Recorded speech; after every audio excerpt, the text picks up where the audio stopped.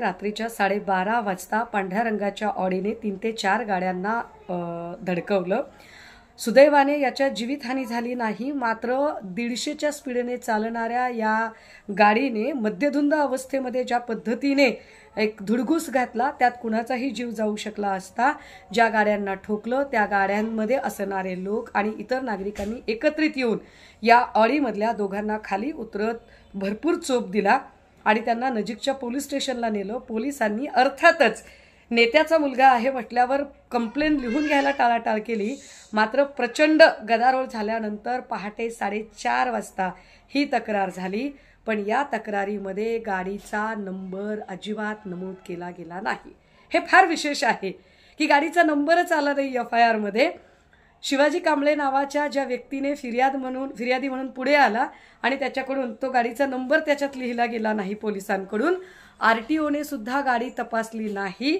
ज्या अर्थी एवढा गदारोळ झाला, मारहाण झाली, गोंधळ झाला, त्या अर्थी गाडीचा नंबर तर अनेक लोकांना लक्षात होता, पण पोलिसांनी तो नंबर नोंदवून घेतला नाही। ऑब्व्हियसली आता CCTV फुटेजचा पण प्रश्न कदाचित निर्माण होऊच शकतो, परंतु गाडीचा नंबर जो तिथल्या प्रत्यक्षदर्शींनी नोंदवला तो नंबर आहे MH31EK 3939। गाडी आहे प्रताप कामदार नावाच्या माणसाची।